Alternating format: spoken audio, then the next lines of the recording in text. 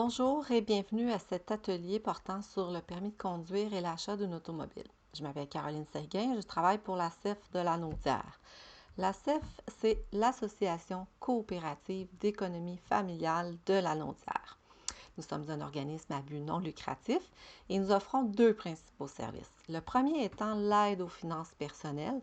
Donc, on est là pour aider les Lanaudois à soit apprendre à faire un budget ou restructurer un budget, les aider s'ils vivent de l'endettement ou encore s'ils ont un projet pour l'utilisation du crédit. Ça pourrait être par exemple d'acheter une auto ou encore partir en logement.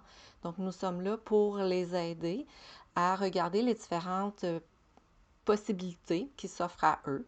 On va expliquer à ce moment-là quelles sont les démarches à faire pour chacune des possibilités et ça sera à la personne de choisir ce vers quoi elle se dirige et nous pourrons à ce moment-là l'accompagner aux besoins. Tous les services sont gratuits quand vous consultez à la CEF. Donc ça, c'est pour le premier service. Le deuxième, c'est l'aide aux consommateurs, c'est-à-dire qu'on est là pour donner de l'information et aider les gens dans la défense de leurs droits en matière de consommation de produits et de services.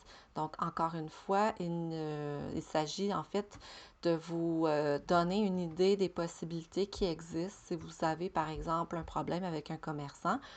Par contre, c'est à noter qu'il n'y a pas d'avocat à la CEF. Donc, ce ne sera pas possible pour nous de vous donner des conseils juridiques, mais par contre, au moins, on peut vous donner de l'information, vous dire qu'est-ce que la loi dit dans le cas qui vous concerne et aussi vous diriger vers les différentes possibilités. Donc, par exemple, vous expliquer ou vulgariser la loi ou encore vous expliquer les démarches à faire, c'est-à-dire, par exemple, si vous avez une mise en demeure à faire, mais nous allons pouvoir vous expliquer à quoi sert la mise en demeure, comment la faire et à ce moment-là, on pourra vous accompagner dans les différentes démarches. Par contre, c'est sûr que ça ne sera pas possible pour nous de vous donner du conseil juridique. Sinon, il y a les ateliers à la CEF. Donc, les ateliers portent sur les deux autres services et l'atelier d'aujourd'hui porte entre autres sur l'achat d'une auto et le permis de conduire. Donc, quels sont vos droits, quelles sont vos obligations comme consommateur au Québec. Il y a également notre site Internet qu'il est possible de consulter. Vous allez y trouver beaucoup d'informations utiles sur différents sujets. Notamment, vous avez à l'onglet Documentation et outils la possibilité de cliquer et d'obtenir nos grilles budgétaires. Donc, vous pourrez faire par vous-même en remplissant une grille budgétaire, soit que vous imprimez la grille et vous la remplissez, ou encore c'est possible d'utiliser les grilles budgétaires dynamiques. Et vous pourrez à ce moment-là, à l'aide d'un fichier Excel, remplir à l'écran votre budget, faire différents scénarios ou juste faire tout simplement votre budget et voir le portrait financier de votre situation. Vous avez également l'onglet consommation où vous aurez plusieurs autres informations au niveau de la consommation de biens et de produits au Québec. L'atelier d'aujourd'hui, il porte sur le permis de conduire et l'achat d'une auto. Donc, nous allons d'abord voir comment obtenir un permis de conduire et ensuite, quelle est la façon d'acheter une auto parce qu'il existe quand même différentes façons de faire ici. Nous allons regarder les inconvénients et les avantages pour chacune. Le but, dans le fond, de cet objectif-là, c'est de vous dire que quand on arrive au Québec, faire un petit peu la différence entre c'est quoi le rêve qu'on a d'avoir une auto versus la réalité. Parce qu'on peut acheter une auto qu'on trouve qui cadre bien dans notre budget. Par contre, la réalité va en être tout autre puisque cette voiture-là, malheureusement, va avoir plusieurs réparations à faire, donc va avoir un impact majeur sur notre budget. Alors, l'idée, c'est juste de vous donner des outils pour être capable de vous informer, pour faire en sorte que votre rêve, là, ça reste positif et que ça ne devienne pas un cauchemar. Alors, première chose, pour pouvoir conduire, il faut obtenir notre permis de conduire. Alors, comment qu'on fait? Premièrement, il y a deux distinctions à faire. La première, c'est si vous avez déjà un permis de conduire, sachez que vous pouvez utiliser ce permis-là pour conduire ici au Québec pendant 6 mois après votre arrivée. Donc, pendant 6 mois, ce permis-là, il est valide. Vous pouvez l'utiliser comme si vous étiez dans votre pays d'origine. Par contre, il va falloir le changer pour un permis du Québec si vous voulez continuer à conduire après 6 mois. Donc, au total, vous avez 12 mois pour réussir cet exercice-là de changer votre permis. Alors, vous avez 12 mois pour vous inscrire et réussir les examens de compétences qui vont en fait vous permettre d'échanger votre permis de votre pays d'origine pour celui du Québec.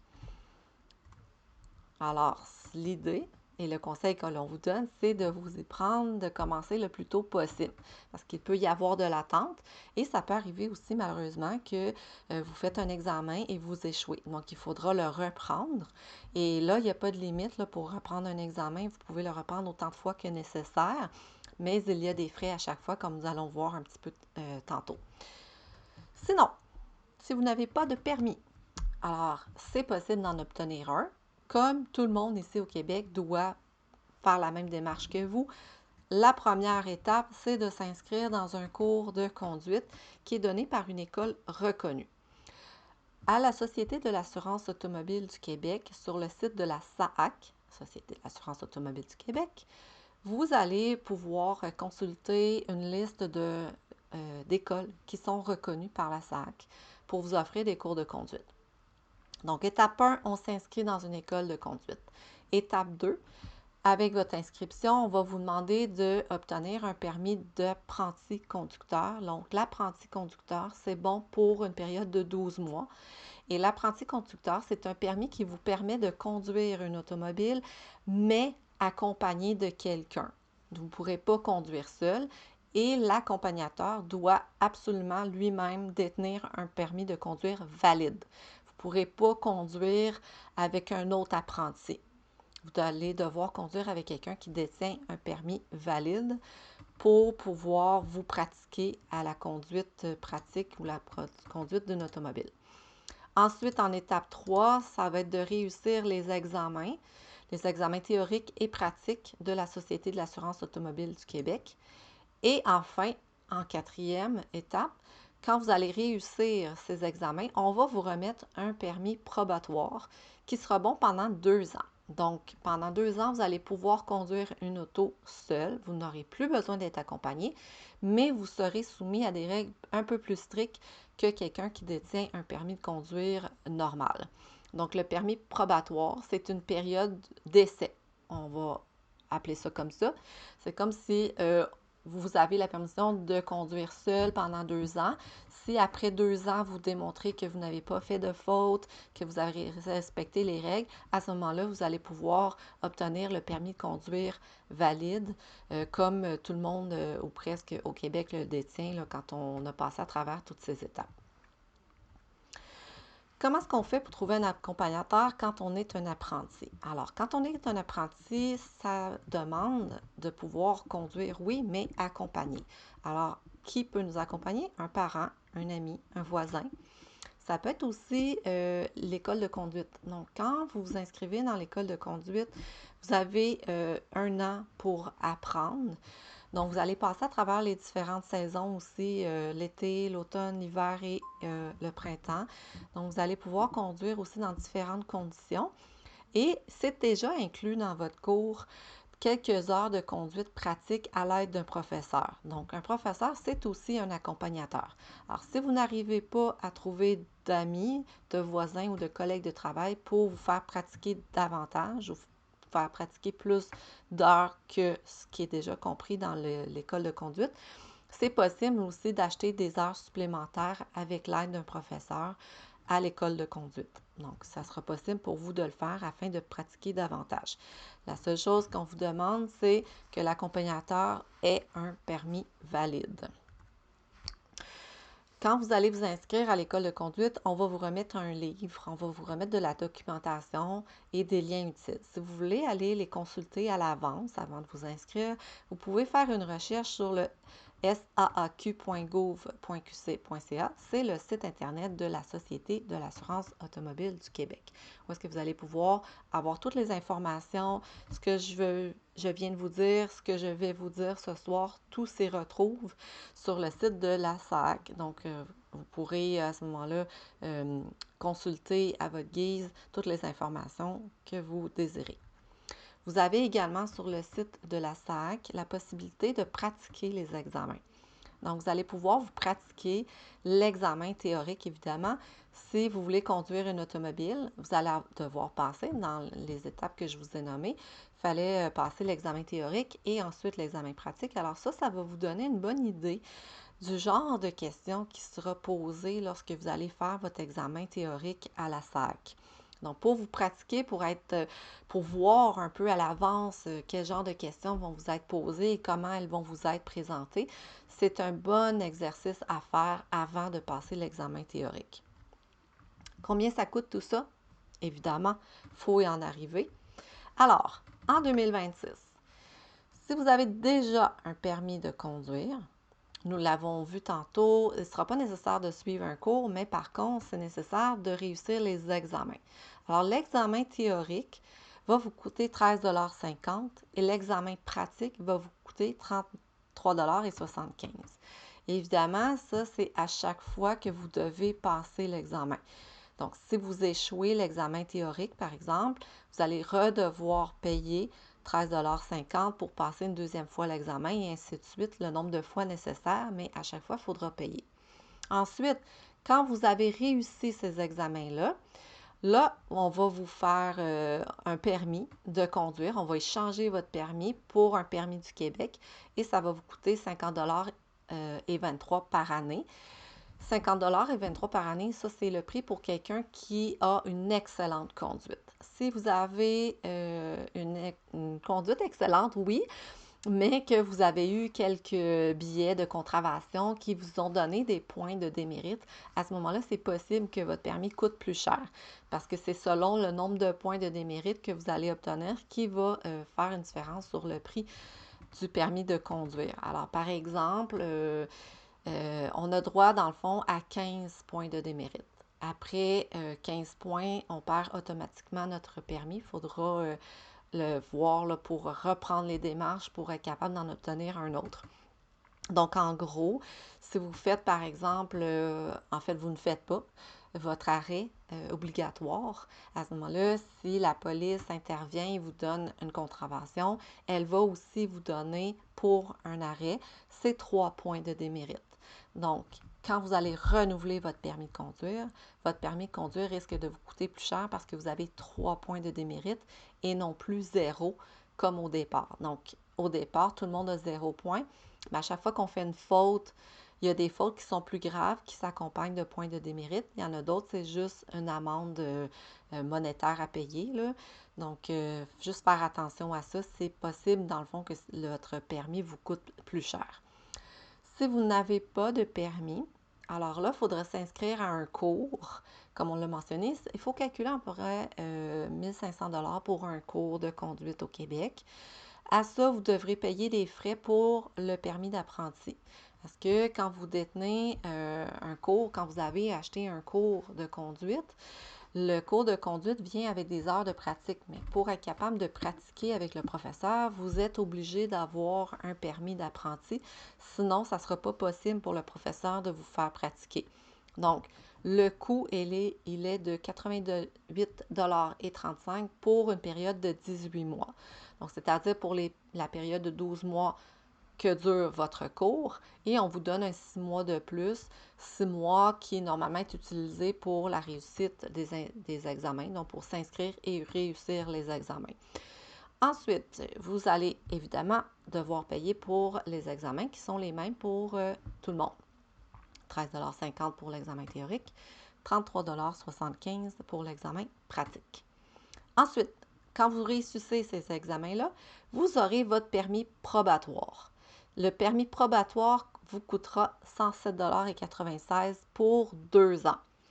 Donc, c'est 2 ans pour lesquels vous allez être, oui, un conducteur qui sera autonome, donc vous n'aurez pas besoin d'être accompagné. Par contre, vous avez des règles à respecter et, entre autres, vous n'aurez pas le droit à 15 points de démérite, mais bien 4 points seulement. Et c'est 0 tolérance pour l'alcool. Donc, dès qu'il y a un petit pourcentage d'alcool dans les tests, bien, tout de suite, votre permis va vous être enlevé. Donc, c'est-à-dire que si on reprend l'exemple de tantôt, vous ne faites pas un arrêt obligatoire, Et à ce moment-là, vous obtenez 3 points de démérite. Quand vous détenez un permis probatoire, vous n'avez pas le droit de vous rendre jusqu'à 15. Vous êtes limité à 4.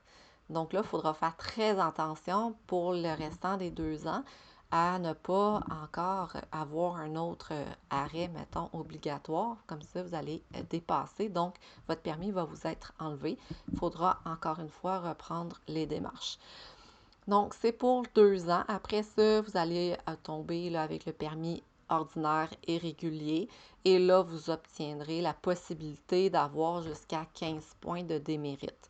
Mais l'idéal, c'est de ne pas en avoir du tout pour garder le prix du permis très bas. Pour ça, donc, où aller? On va à la Société de l'assurance automobile du Québec. Vous pouvez leur téléphoner au 1-800-361-7620 ou encore visiter directement le site Internet de la SAAQ au saac.gouv.qc.ca.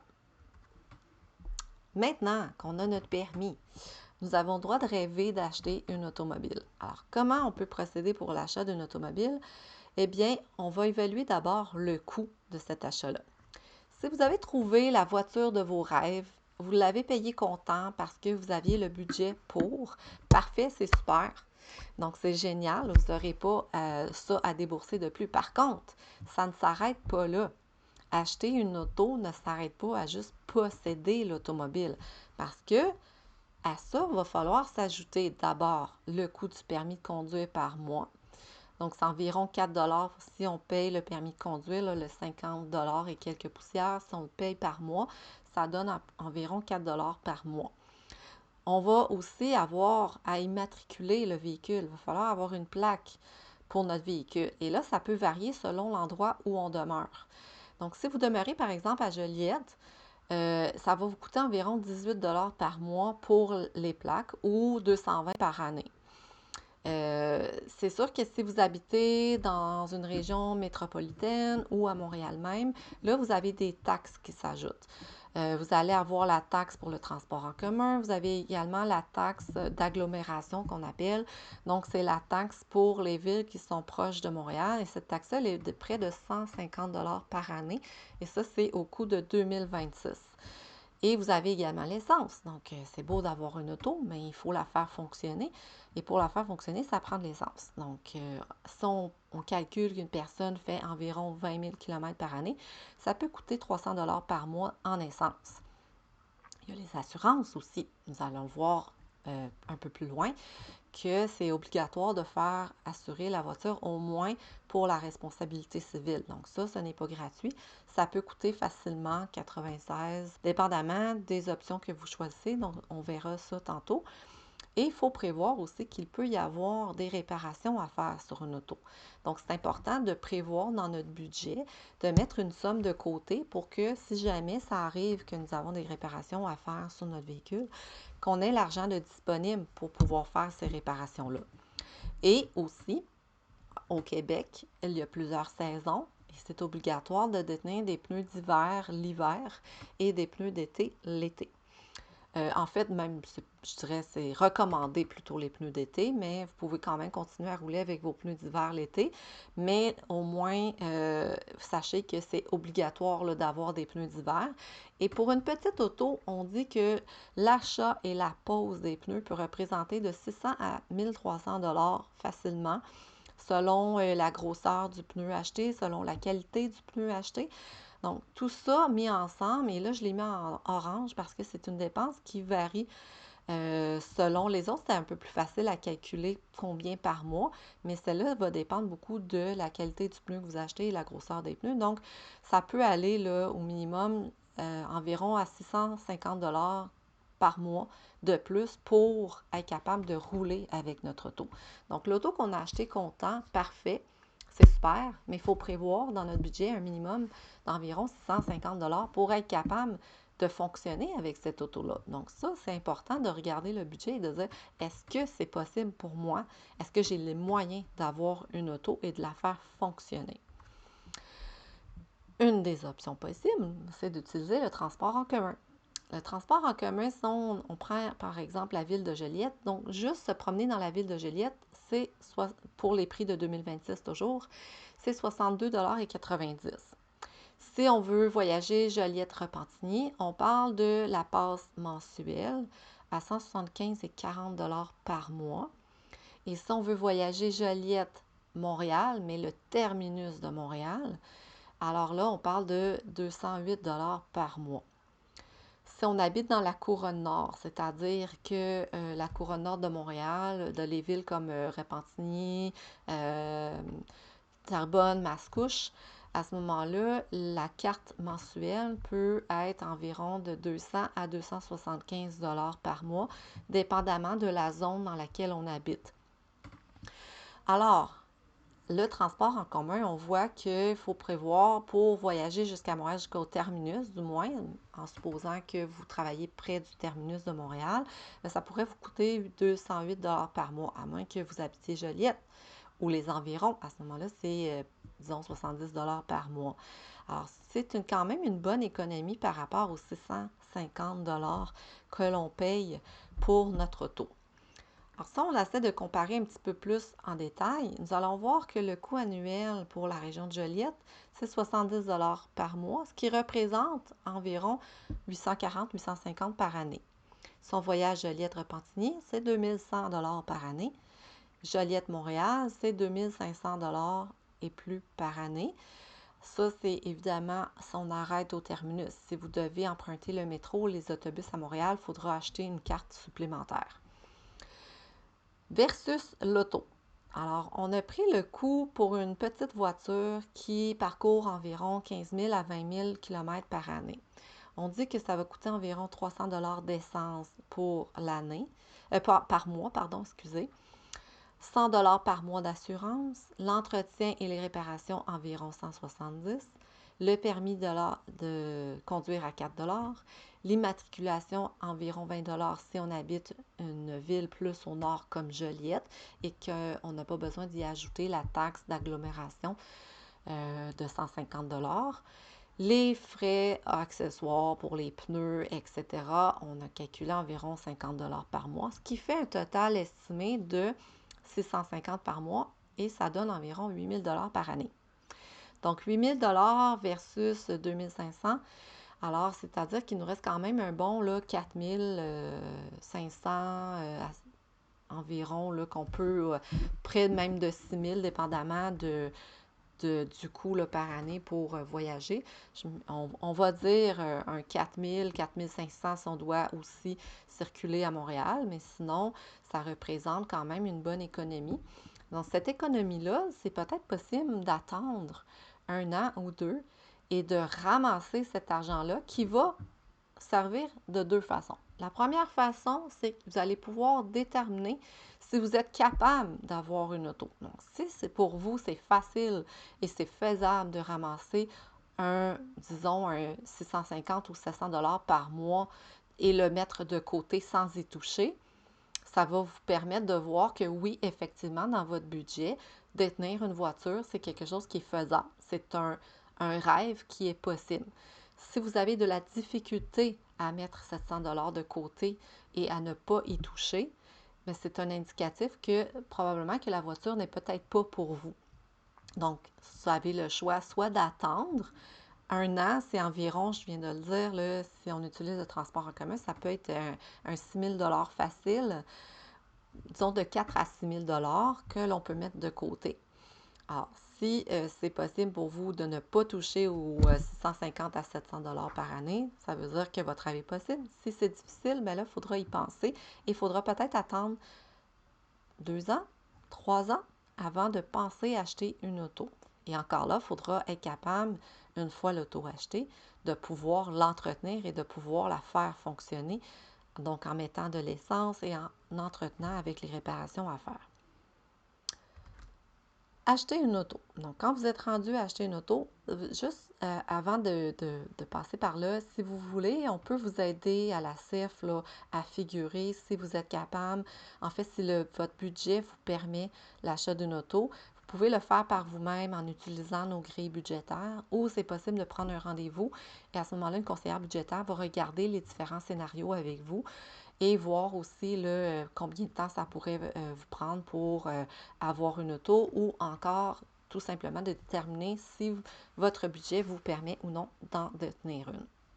Alors, disons que le budget le permet, vous voulez acheter une auto. Alors, ça se fait de différentes façons. Les lieux d'achat, il y en a deux, chez le concessionnaire ou chez un particulier. Donc, le concessionnaire, c'est un magasin où on vend des autos. Un particulier, ça pourrait être moi qui vous vend, par exemple, mon auto.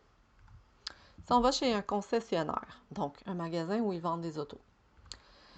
Chez le concessionnaire, vous pouvez acheter une voiture usagée. Vous pouvez aussi également acheter une auto neuve. Il y a un contrat de vente normalement quand vous achetez chez un concessionnaire, peu importe que ce soit une voiture usagée ou neuve. Il y a un contrat de vente et ce contrat-là, il est soumis à la loi de la protection du consommateur. C'est-à-dire qu'il y a des lois qui encadrent la vente d'une auto chez un concessionnaire.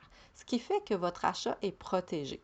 S'il arrive quelque chose, par exemple, l'auto qu'on vous a vendue n'est pas conforme à ce qu'on vous a vendu, parce que vous vous rendez compte par après que le kilométrage a été trafiqué ou que l'auto n'était pas dans l'état qu'il était mentionné, à ce moment-là, vous avez quelques recours possibles. Je vais vous demander de nous téléphoner à la CEF si vous avez besoin d'aide pour faire valoir vos droits. Il y a des avantages également à acheter chez le concessionnaire. Donc, les avantages, c'est qu'il y aura une garantie peut-être possible selon si vous achetez un véhicule plus récent ou pas. Donc, la plupart des fabricants vont offrir un 100 000 km ou 5 ans de garantie sur une auto. Si vous achetez une auto qui est âgée de 4 ans, par exemple, vous pourriez peut-être bénéficier encore de la garantie. Vous avez effectivement plus de choix. Hein? Un magasin d'auto a plusieurs autos à vendre, tandis qu'un particulier comme moi, j'aurais juste une ou deux autos à vendre. Je ne peux pas en avoir beaucoup plus. Et il y a possibilité aussi de faire financer sur place son achat. Donc, c'est possible, si vous n'avez pas l'argent comptant pour payer l'auto, vous pouvez emprunter cet argent-là. Évidemment, vous allez devoir la remettre. Vous allez devoir remettre l'argent emprunté avec des intérêts, mais parfois, ça peut être une possibilité pour avoir une auto plus rapidement. Les inconvénients, mais souvent le prix sera beaucoup plus élevé que si c'est moi, par exemple, qui vend mon auto. Et vous allez devoir payer les deux taxes, la TPS et la TVQ, lors de l'achat. Il y a des précautions à prendre. Il faut faire attention quand on achète chez un concessionnaire, c'est de toujours faire inspecter la voiture. Donc, vous avez le droit, vous, comme consommateur, de choisir le garage où vous voulez faire inspecter l'auto. D'aller où vous voulez. Ça se peut que le concessionnaire ne vous prêtera pas l'auto comme ça, puis dire OK, allez où vous voulez, puis vous reviendrez quand ça sera fait. Souvent, on va vous accompagner parce que ça prend un représentant du magasin, du concessionnaire, qui va vous accompagner parce que c'est quand même le concessionnaire qui est le propriétaire de l'auto. Donc, il va vous accompagner pour être sûr que vous ne partez pas avec, vous ne la volez pas, mais si jamais un concessionnaire refuse, bien, changez de concessionnaire tout simplement parce qu'ils n'ont pas le droit de vous refuser. C'est votre droit comme consommateur de choisir l'endroit où vous voulez faire inspecter l'auto. De plus, le concessionnaire, le magasin où vous achetez l'auto, doit vous remettre l'étiquette de vente. Cette étiquette-là de vente, elle est pour vous. Il doit vous la remettre lors de votre achat. L'étiquette de vente va indiquer, entre autres, la marque de l'auto, la couleur, le modèle, le numéro de série, etc. C'est de l'information qui vous revient sur la voiture que vous avez achetée. Donc, c'est une information à garder pour vous et c'est de l'information qui pourrait être utile si jamais vous avez un pépin dans le futur. Les précautions à prendre chez un concessionnaire, quand vous achetez chez un concessionnaire, lui, évidemment, il est là pour vous vendre une automobile, mais il est là aussi pour vous vendre toutes sortes d'autres accessoires possibles avec l'automobile pour faire grimper votre facture. Alors, faites attention à l'assurance prêt. En avez-vous vraiment besoin?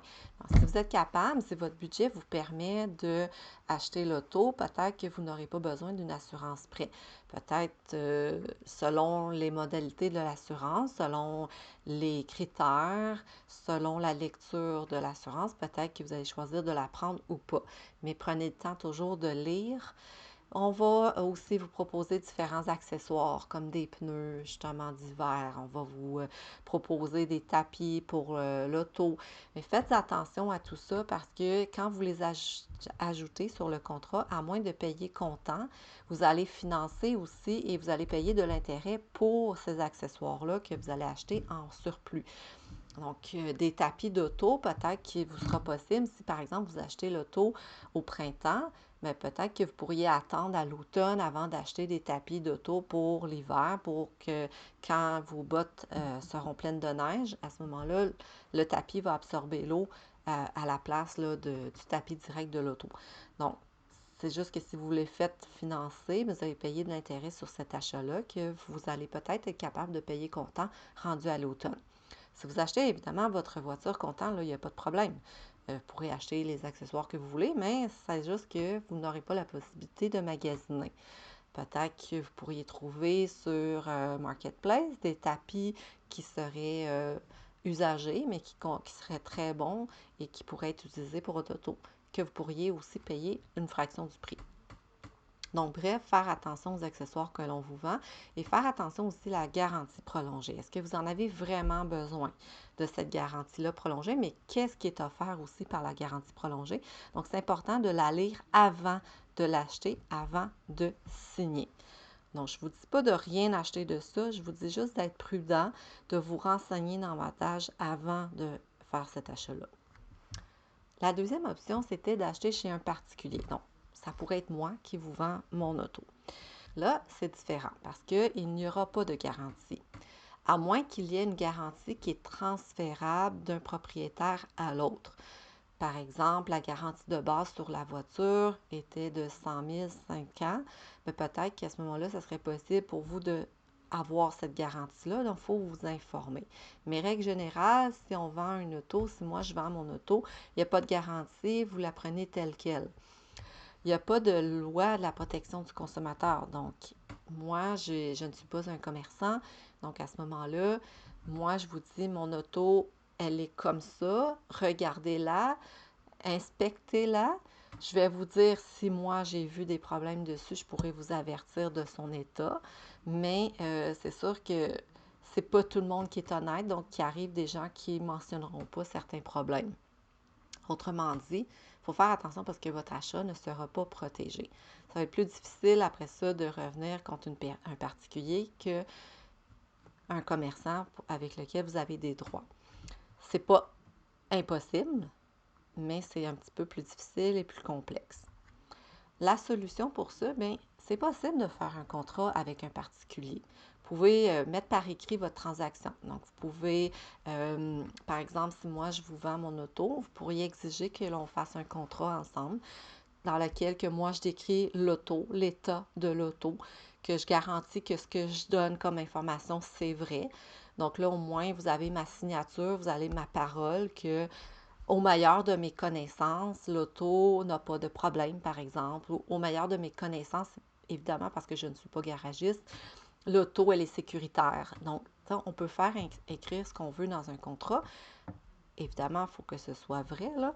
Et à ce moment-là, ça peut vous protéger un petit peu si jamais il arrive un pépin. Encore là, je vais vous demander de nous consulter à la CEF si jamais ça arrive pour connaître les démarches à entreprendre, les démarches à suivre. Il y a des modèles qui existent sur le site du magazine Protégez-vous. Il y a des modèles de contrat là, entre particuliers que vous pouvez utiliser. Alors, je vous encourage à visiter, juste à inscrire dans le moteur de recherche là, magazine Protégez-vous et vous allez pouvoir y accéder. Et sur le site Internet du magazine, vous allez pouvoir trouver les modèles de contrat entre particuliers. On a vu tantôt qu'il y avait des avantages à magasiner chez un concessionnaire et des inconvénients. Mais c'est la même chose. Chez un particulier, il y a des avantages. Le premier, c'est que généralement, le prix sera moins élevé. Donc, si moi, je vends mon auto, par exemple, je pourrais, moi, décider de vous la vendre 10 000 versus le concessionnaire qui va vous la vendre 12 000 ou 15 000 ou même 16 000. Souvent, le prix est moins élevé. Et quand on va aller à la SAC pour faire le transfert de propriétaire, vous aurez juste une taxe à payer, c'est celle du Québec. Vous n'aurez pas la TPS en plus à payer, celle du Canada, sur les produits et services. Les inconvénients, on l'a vu tantôt, c'est pas possible. Il n'y a pas de loi qui nous protège en termes de la loi de la protection du consommateur. Elle ne s'applique pas pour un particulier. Et c'est possible qu'il n'y ait plus de garantie sur l'auto acheté, à moins, comme je disais, de vérifier s'il n'y a pas possibilité de faire transférer une garantie. Il y a d'autres choses à vérifier quand on achète d'un particulier. Évidemment, la faire inspecter. Okay? C'est valide pour le concessionnaire, c'est aussi valide pour le particulier. Pourquoi? Parce que, par exemple, moi, je vous vends mon auto et selon moi, je ne suis pas garagiste, mais selon moi, mon auto, elle est parfaite. Il n'y a pas de problème, tout va bien. Vous allez finalement faire inspecter l'auto et là, le garagiste vous dit il y a un petit problème, là, la transmission elle a tendance à glisser, par exemple. Donc là, ça se peut qu'éventuellement, vous ayez un problème de transmission. C'est pas urgent, c'est pas quelque chose qui fait que ça ne fonctionne pas là, aujourd'hui, immédiatement, mais dans quelques temps, peut-être quelques semaines, quelques mois, quelques années, vous pourriez avoir un problème. Donc, ce que ça va vous donner comme information, ça, c'est que vous allez pouvoir, après ça, revenir me voir et me dire, Caroline, j'ai fait inspecter ton véhicule, puis il y a un petit problème avec la transmission. C'est pas grave, c'est pas quelque chose qui doit être fait absolument aujourd'hui, mais c'est quelque chose qu'il va falloir penser faire bientôt. Alors, ben moi, le prix de 10 000 que tu me demandes pour l'auto, étant donné qu'il y a ce problème-là qu'on sait qui est présent, ben je vais négocier le prix avec toi. Donc, vous pourriez négocier à ce moment-là le prix avec moi, étant donné qu'il y a des choses à faire sur la voiture. Donc, ça, c'est une bonne raison pour faire inspecter l'auto. Faire attention au kilométrage, parce qu'il y a des spécialistes, je dirais, des gens qui fraudent les autres, qui vont faire en sorte de reculer l'odomètre de l'auto. L'odomètre, c'est ce qui calcule le nombre de kilométrages qu'une auto fait à vie. Demandez-moi pas c'est quoi le moyen, là, je le sais pas, je suis pas une fraudeuse, mais je sais qu'il y a des moyens qui sont possibles de faire en sorte qu'on recule le kilométrage, ce qui fait que l'auto de, par exemple, une auto de 2020 qui va être affichée à, par exemple, 200 000 km, mais si on recule l'odomètre, une auto de 2020 à 200 000 km vaut X. Mais s'il y a beaucoup moins de kilomètres, à ce moment-là, l'auto vaut plus cher parce qu'on va dire, ben, l'auto, oui, c'est une 2020, mais par contre, elle a presque pas roulé. Donc, à ce moment-là, bien, souvent, le prix est plus cher. Donc, il y en a qui vont reculer le kilométrage pour pouvoir vendre la voiture plus cher. Donc, faire bien attention à ça. Faire aussi attention d'obtenir les factures d'entretien. Est-ce que la personne a fait ses entretiens réguliers de l'auto? Par exemple, on sait qu'il faut faire un changement d'huile régulièrement. Donc, est-ce que la personne a fait son entretien? Est-ce qu'il y avait des rappels, que la personne est allée au concessionnaire pour faire les rappels?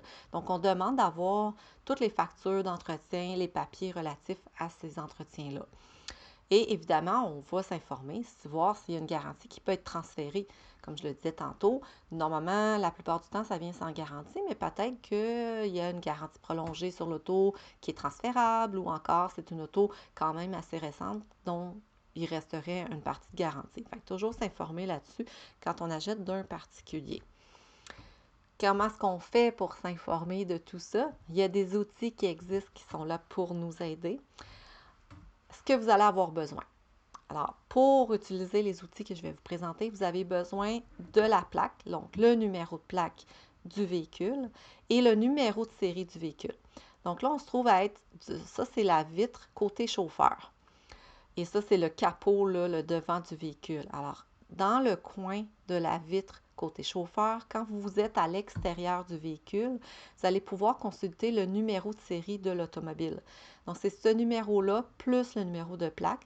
C'est ces deux choses-là que vous avez besoin là, pour pouvoir vous informer et faire des vérifications avant d'acheter le véhicule. Une des vérifications qu'on vous recommande de faire, et là, s'il vous plaît, pour 5 OK? En 2026, ça vous coûte 5 pour vérifier si l'auto, elle est libre de dette ou pas. Ce que ça veut dire, je vous vends mon auto, je vous dis le prix, il est de 10 000 Ce que je ne vous dis pas, c'est qu'il me reste encore 5 000 à payer sur l'auto. Mais ça, moi, je ne vous en parle pas. Donc là, Si vous vérifiez sur le RDPRM, le Registre des droits personnels réels et immobiliers, vous allez faire une recherche qui va vous coûter 5 et la recherche va vous indiquer que, oups, il me reste une dette à payer sur l'auto qui est de 5 000. Donc, vous, comme acheteur, ce que vous devriez faire, ce qu'on vous suggère, ce qu'on vous conseille très fortement de faire, c'est à ce moment-là de dire, OK, Caroline, j'ai vérifié, tu as une dette de 5 000 à payer sur ton auto. Ce que je vais faire, c'est que nous allons aller ensemble voir ton créancier. Je vais lui donner le 5 000 que tu dois pour régler la dette et je te donnerai à toi le reste du 10 000, donc un autre 5 000 à toi. Donc, jamais donner le 10 000 à la personne. Si vous faites ça, si vous me donnez à moi le 10 000 et que vous ne savez pas que j'ai une dette de 5 000, si moi je ne la paye pas, vous allez devoir la payer parce que vous allez devenir le nouveau propriétaire du véhicule et éventuellement le créancier à qui je dois le 5 000 va vouloir l'avoir, évidemment, c'est normal. Donc là, il va faire des recherches, puis là, il va dire, ah, ben tiens, le propriétaire du véhicule, c'est Monsieur X ou Madame Y. Donc, il va aller vous voir, puis il va vous réclamer le 5 000. Vous devenez le propriétaire de l'auto, mais vous devenez aussi le propriétaire de la dette. Donc, c'est hyper important et ça, des cas comme ça, nous en avons vu à la CEF de la Naudière et nous avons aussi des organismes qui nous en ont parlé, qui ont des membres qui ont vécu ce genre de situation-là. Donc, ça n'arrive pas à toutes les semaines, mais ça arrive quand même fréquemment. Alors, s'il vous plaît, pour 5 vous pourriez vous éviter une dette. Et là, 5 000, c'est pas beaucoup. J'en ai vu à 20 000 des dettes sur un véhicule parce que l'argent avait été donné au propriétaire sans vérifier, puis le propriétaire, lui, il a pris l'argent puis qu'il n'a pas payé le restant de sa dette. Donc, faire très, très, très attention avec ça. L'autre chose qu'on va vérifier, qu'on va vouloir vérifier, c'est de voir à la SAC, donc à la Société de l'assurance automobile du Québec, on veut consulter le dossier de l'auto. Donc, on veut savoir, le dossier de l'auto, ça va vous coûter 15,50 $. Ce que ça va vous donner comme information, c'est que ça va vous dire, est-ce que ce véhicule-là a déjà été accidenté? Ce véhicule-là, il y a eu combien de propriétaires? Combien de personnes ont déjà été propriétaires de ces véhicules-là? Et à quoi a servi le véhicule? Ce que je veux dire, c'est qu'un véhicule qui est utilisé de façon commerciale, surtout quand ce n'est pas la même personne qui conduit à chaque fois, là, on va prendre un exemple d'une flotte d'auto pour un restaurant qui fait de la livraison. Donc, si l'employé, l'auto, elle est fournie par le restaurant, bien à ce moment-là, l'employé, quand il utilise la voiture du restaurant, ce n'est pas sa voiture. Et ça a été prouvé par des études que souvent, quand ce n'est pas notre véhicule, on fait un petit peu moins attention. Donc, on est un petit peu, on peut rouler plus vite ou on peut freiner plus à la dernière minute. Donc, il peut y avoir de l'usure prématurée du fait qu'on fait moins attention au véhicule. C'est sûr que quand c'est notre véhicule à nous, souvent on a tendance à y faire plus attention parce que c'est notre argent. C'était pas l'argent d'un autre. Donc, faire attention, si c'est un véhicule qui a servi de taxi, ben à ce moment-là, et que, par exemple, on peut s'attendre, on dit qu'en moyenne, une personne va faire en moyenne 20 000 km par année. Donc, si on a une auto de 5 ans, on peut s'attendre que la personne a parcouru 100 000 km, ce qui serait raisonnable pour un particulier. Mais si le véhicule a servi à faire du taxi, puis que l'auto a 5 ans et que c'est 80 000 km qui est affiché à l'odomètre, là, il faut se poser des questions parce que quelqu'un qui fait du taxi avec son véhicule, c'est-à-dire qu'il ne fait pas juste aller du point A au point B, donc de la maison au travail, puis du travail à la maison. Il circule dans la journée à déplacer des gens un peu partout. Donc, il faut faire attention. C'est peut-être un indice à ce moment-là que peut-être que l'odomètre a été reculé.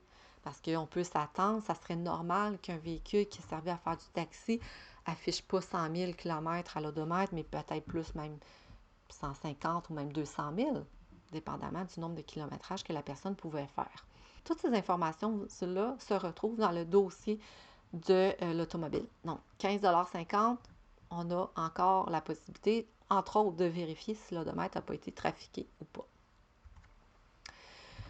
Une fois que les vérifications sont faites, qu'on a décidé d'acheter l'auto, il faut la faire assurer. Donc, il y a des assurances qui sont obligatoires au Québec. Vous ne pourrez pas vous en tirer, c'est obligatoire.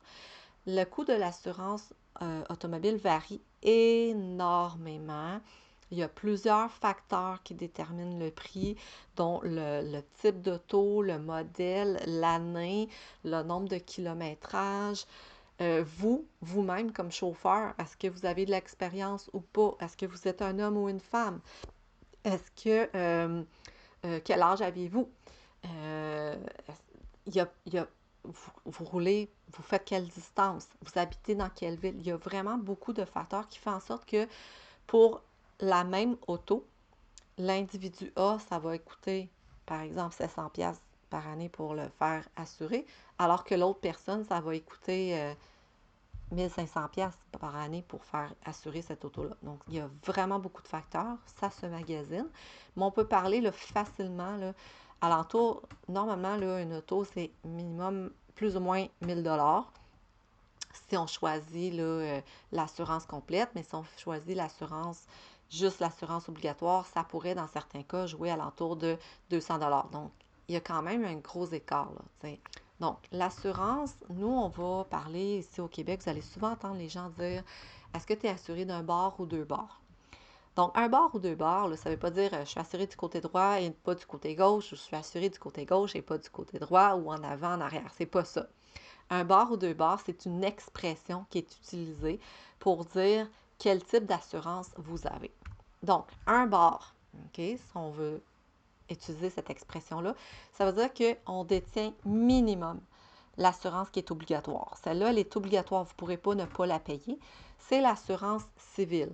Cette assurance civile-là, elle couvre les dommages matériels causés aux autres par votre faute. Donc, si moi, je fonce dans l'auto de quelqu'un, ben moi, ma responsabilité civile, mon assurance, va couvrir les dommages de l'autre personne à condition que l'autre personne soit assurée pour les dommages sur son véhicule. Si cette personne-là n'est pas assurée pour les dommages sur son véhicule, mon assurance ne va pas payer pour une option que la personne n'a pas choisie. Donc, si jamais je détruis un lampadaire, bien, à ce moment-là, mon assurance va payer pour le remplacement ou la réparation du lampadaire qui a été causé. Donc, c'était pas nécessairement à une personne physique, mais plus à du matériel d'une ville. Donc, si jamais on n'a pas d'assurance responsabilité ou responsabilité civile, ben ça demande d'être prêt à payer une amende très, très, très, très, très salée, donc une amende très, très, très élevée. Et on peut même se faire suspendre notre permis. Et il va falloir qu'on paye les dommages de toute manière. Donc, je ne sais pas combien peut coûter un lampadaire, mais je crois qu'on parle de milliers. Je suis certaine que c'est dans les chiffres très, très élevés. Donc, l'assurance civile, elle est obligatoire. De toute façon, vous ne pourrez pas ne pas assurer vos véhicules pour l'assurance obligatoire. Donc, il y a l'assurance responsabilité, mais il y a aussi des options possibles dans cette assurance-là. On peut choisir de couvrir nos dommages avec ou sans collision. Donc, si jamais on fonce dans un arbre, si on percute un animal, à ce moment-là, on pourrait choisir de couvrir nos dommages, si jamais c'est le cas. On pourrait aussi décider de couvrir tout risque, feu, vol, vandalisme. Donc ça, c'est optionnel. Nous ne sommes pas obligés de le prendre. Mais c'est sûr que si on ajoute cette option-là ou ces deux options-là, il y a des frais qui vont avec. Donc, ça serait le deuxième bord qu'on choisit de faire assurer ou pas. Façon de réduire le coût de son assurance, il y a premièrement en s'assurant juste d'un bord. Donc, en assurant seulement pour la responsabilité civile. On va utiliser cette option-là si l'auto, elle est vieille, si c'est une auto qui est âgée, ou si c'est une auto qui est entièrement payée et que si jamais l'auto explose là, demain matin, OK, vous la perdez, là, elle est perte totale. Bien, si par exemple vous l'aviez payé 2000 puis que vous avez encore un autre 2000$ dans vos poches, bien à ce moment-là, ça pourrait être avantageux d'économiser en assurant juste d'un bord parce que techniquement, ça va moins vous déranger puisque vous avez quand même la possibilité d'en acheter une autre. Mais si vous n'avez pas la possibilité d'en acheter un autre parce que votre budget est serré ou encore vous avez dû emprunter de l'argent pour payer cette auto-là, à ce moment-là, faites-la assurer des deux bords. Faites-la assurer pour la responsabilité civile et aussi pour la valeur du véhicule. Donc, si jamais il arrive quelque chose, vous frappez un arbre, vous faites voler l'auto, à ce moment-là, vous allez être assuré pour la valeur de l'auto, ce qui va vous permettre de pouvoir en racheter une autre. Vous pouvez également magasiner. Les assurances, ça se magasine. On appelle plusieurs endroits. On sait que dépendamment des facteurs, si vous êtes un homme, une femme, l'endroit où vous habitez, etc., mais chaque compagnie a son barème et vous pouvez économiser d'une compagnie à une autre. Là. Il y a plusieurs centaines de dollars de différence. Et une autre chose aussi, ça serait de ne pas faire des réclamations pour des petits montants. Par exemple, il y a une roche qui revole dans le pare-brise de votre véhicule. Ça fait une petite égratignure. Quand on consulte auto, donc quand on va voir le réparateur du pare-brise, le plus tôt qu'on y va, le moins cher que ça coûte. Parce qu'il y a possibilité des fois de juste remplir le trou que ça a fait avec de la résine liquide qui va venir réparer le pare-brise sans devoir le changer au complet. Ça, c'est beaucoup moins coûteux que si vous faites changer le pare-brise au complet. Donc ça pourrait être une option de dire, bien, étant donné que c'est moins cher, c'est quand même relativement abordable. Donc, mon budget, mes moyens me permettent de payer peut-être 100 $ pour faire cette réparation-là, que si jamais je fais changer mon pare-brise qui coûte des milliers de dollars, bien, à ce moment-là, mon assurance risque de monter quand va venir le temps de faire mon renouvellement d'assurance. Donc, des fois, on peut jouer un petit peu comme ça avec l'économie de l'assurance en payant des petits montants que nous sommes capables d'absorber dans notre budget. C'est-à-dire que le budget permet d'avoir cet argent-là pour faire cette réparation-là. Sinon, bien, un bon moyen pour économiser, c'est de comparer les prix. Là, je vous ai mis comme ça là, différentes compagnies. Le prix là, qui est associé à chaque compagnie, là, c'est inventé. Là, OK? Je n'ai pas appelé personne, mais c'est juste pour vous dire que d'une compagnie à l'autre, mais ça, par exemple, l'écart est vrai. Là.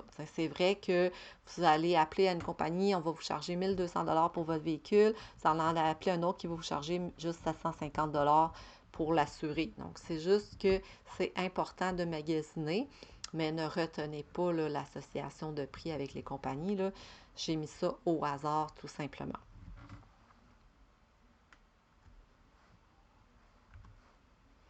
Une autre façon de magasiner ou de comparer les prix, c'est de faire affaire avec un courtier d'assurance. Un courtier d'assurance, c'est une personne qui fait déjà affaire avec plusieurs compagnies. Il faut juste s'assurer quand vous faites affaire avec un courtier de lui demander avec combien de compagnies il fait affaire. Parce qu'il y a des courtiers d'assurance qui sont associés juste à une compagnie. Donc, vous n'auriez pas la variété là, du magasinage. Un courtier d'assurance qui ne travaille pas juste pour une compagnie peut faire affaire avec 10, 15, 20 compagnies d'assurance. Et lui, ben, il va envoyer à toutes ces assurances-là votre soumission. Ben, moi, je veux que vous me donniez combien ça pourrait coûter assurer le véhicule d'une femme de tel âge qui habite à telle ville, etc. Donc, donnez-moi vos prix. Et là, la personne, le courtier, va vous revenir avec le prix le moins cher. Il va vous dire, ben moi, j'ai trouvé une assurance qui coûte 750 $ si vous la prenez pour telle compagnie. Et là, à ce moment-là, le prix ou la commission du courtier, c'est pas vous qui allez la payer, c'est la compagnie d'assurance parce que lui, il vous a amené comme client à cette compagnie-là. Cette compagnie-là, en retour, va payer le salaire du courtier. Donc, c'est pas vous qui payez le salaire du courtier, c'est la compagnie d'assurance. Donc, ça peut être une bonne façon d'économiser. Et en tout cas, vous sauvez du temps, ça c'est sûr. Là. Vous n'aurez pas besoin d'appeler plein de compagnies. Si vous avez le temps de le faire, si ça vous tente de le faire, faites-le, il n'y a pas de problème, mais ça peut être une bonne façon d'économiser. Alors, ça complète l'atelier pour l'achat d'une auto et le permis de conduire. Si vous avez des questions, je vous invite à nous les poser en nous téléphonant à la CIF au 450-756-1333 ou encore le numéro sans frais 1-866-414-1333. Vous pouvez également nous écrire à info@aceflanaudière.ca ou consulter évidemment notre site internet aceflanaudière.ca. Donc, nous allons pouvoir à ce moment-là répondre à vos questions suite à l'écoute de ce webinaire. Là-dessus, je vous souhaite une bonne fin de journée.